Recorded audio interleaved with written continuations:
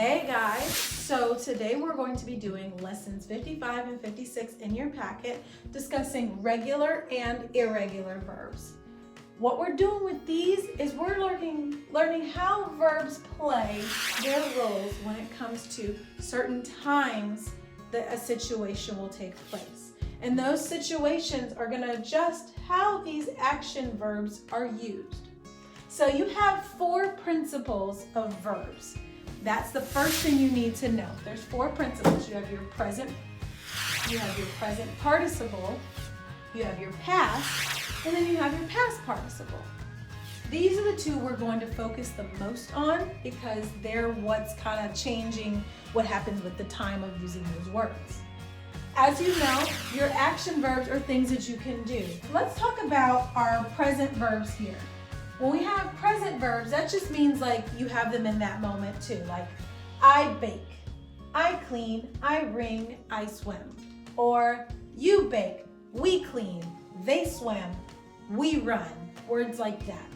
We're gonna move forward to the next thing here. I'm gonna skip this box for right now. We're gonna get into these 2 at the end. So right here you have your past verb. And when you're making a verb in the past tense, that means it's already happened. You're going to change that ending so that it reflects that something's already taken place. So instead of the word bake, it's going to change to the word baked. So let's put that here. B-A-K-E-D. This changes to let me know something's happened in the past. Okay? So I bake a cake. But if I wanted to say it in the past, I would say I baked a cake. Now let's go to the next word, clean. I clean the house. We're gonna make it a different person. I'm gonna make it a you person. So another girl, sorry guys, she's gonna have hair like this. You clean the house. Now in the past tense, we're gonna change that word to cleaned, C-L-E-A-N-E-D. Now notice, sometimes when you have your past tense words, they're gonna have to add an ED, or if there's an E already on the end, you're simply just gonna add that D. That's all you're doing there. So, I bake, in the past becomes I baked. In the present for clean, I clean or you clean. In the past tense, it's gonna be you cleaned with an ED on the end. That's very important when you're writing a sentence to make sure that somebody knows when something's taken place. If you just have clean on there, they're gonna think it actually just is taking place in the present tense. It's happened, and it's happening right now.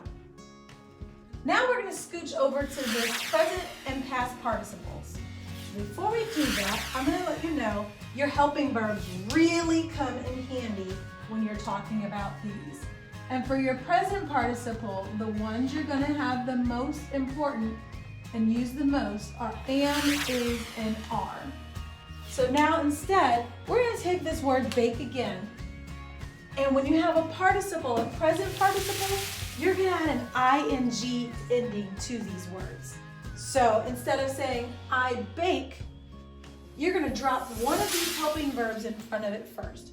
So for me, I am is going to be the helping verb I use here. So I am baking. Remember, we're putting that ing ending on it for a present participle.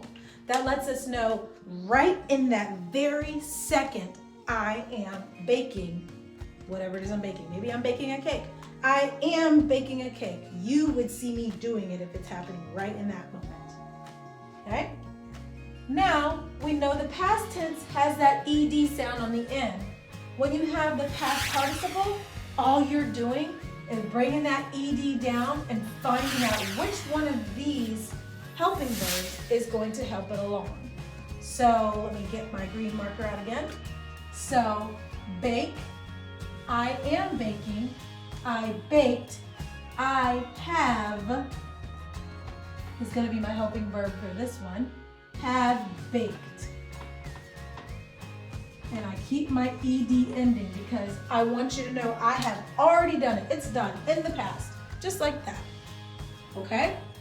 So I bake, present participle says I am baking. Add that helping verb and then that ing on the end to let me know it's already taking place. It's happening right in that moment. Then you have I baked, you did it in the past, and now your past participle is saying I have baked. I've already done it.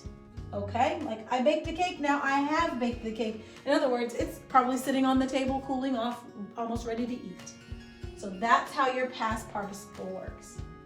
Moving down here to the word clean, we're following the exact same rules as up here. So now I'm going to just so I can get some other helping verbs in here. You clean. Now, instead of saying you is or you am clean, because that doesn't make sense, we use the word are clean. So you are my helping verb, cleaning. What's important to add for that ending to be that present participle is that ing. When you add that in there, that lets me know it's happening in the moment. You clean. You are cleaning. So now you're doing it. So this is kind of like a command.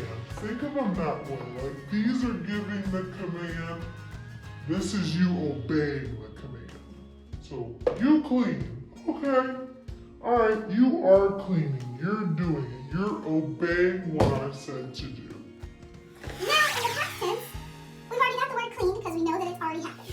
Okay? Now let's move that past participle, and we're changing which helping verb we're using this time. So, you clean, you are cleaning, you cleaned, you have cleaned. This one can go with have or had.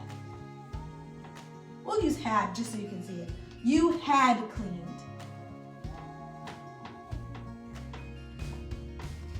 Okay, you can use that one. That's correct too.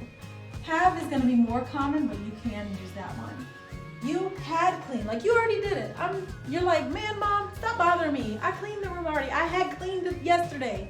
I had cleaned that space so well that you could lick off the floor. That's kind of how you want to use that word. Now it gets real in the kitchen. We're going to change up gears and go into our irregular verbs. Now this is what makes them irregular. These words, when you move them along this side of the board, the spelling completely changes. So that's what makes these irregular. They don't just have the word clean. You can still see that the word clean is in there. Or bake, you can still see the word bake is kind of in there. With irregular verbs, you're changing this word as you progress. For example, the first one, ring. We're going to say John. John is apparently wearing a lot of pink today. We're going to give him spiky hair.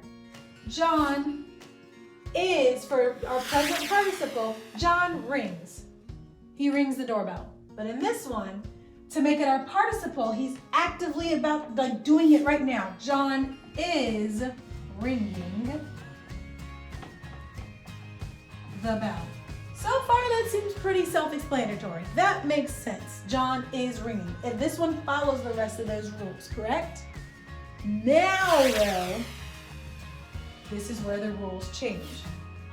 Ring, in the present tense is ring, but in the past tense, it becomes rang, R-A-N-G. John rang the bell. It's already happened. He rang the bell. Now, we've changed that spelling completely. It's the past tense of this word. But then there's that past participle. What do you do with that guy? This is where it gets crazy. We have to find which one of these helping verbs we want first. So in this case, John has. We'll use has. John has. He has rang the bell?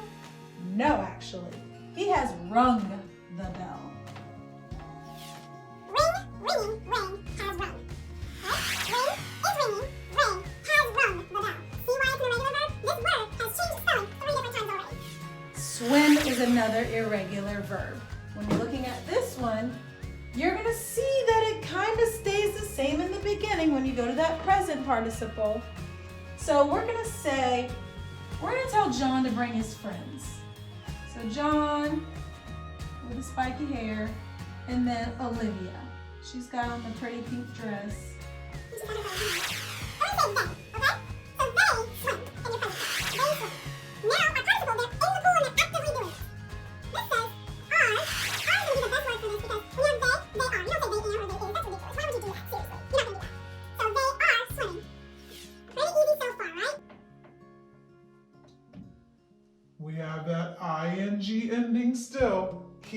into that. Then we get this craziness going on again. Oh my gosh, it's ridiculous. Swim, are swimming. This one kind of follows the same lines as the word water. So it becomes swim. They swim in the pool. And that makes sense. We usually say that. You're used to hearing that one. But what you're probably not used to hearing is this one. They have, what is that? Have swum. Did you even know that was a word? Did you even have any idea that swum Was a word. It is, I promise. Look at this. It's even in your packet. It's a word, guys. It's a word, word.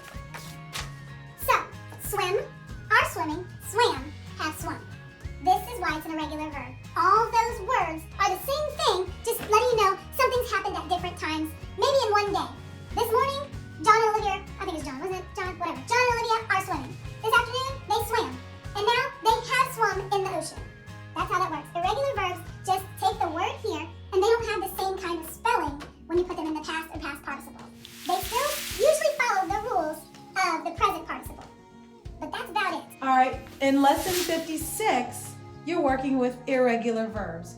All you're doing is changing what those present tense words are right here. You're gonna take those, and they go straight across. They don't mix up. You're gonna take the word right, and right goes with number 1. Go is with number 2, be number 3, and straight on down. So you're gonna take those words going down that list, and you're trying to figure out which way that participle should be spelled. Which way is that irregular verb going to be spelled? You're going to take that word right, for example. Many authors have, do you say have writ, have wrote? No, they have written. Written about Wright brothers. That's what it's going to say. All right, so that's that part. And then when you get down here, you're trying to figure out what those irregular words are. So example for number 1, blow is kind of like your present tense verb here. See there? Then for your past tense, what is it going to be? You're looking for this one, and past participle. They're not looking for the present participle at all. You're just looking for that main verb, the past tense, and the past participle. So blow, blew, and blown. This would be B-L-E-W for blue. Blow, I blow bubbles, I blew bubbles, I have blown bubbles. Come, came, what's it gonna be right there?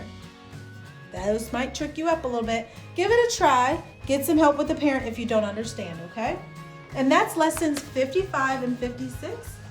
And welcome to regular and irregular verbs, guys. You'll be great, promise. If you have any questions, call me for help. Take care.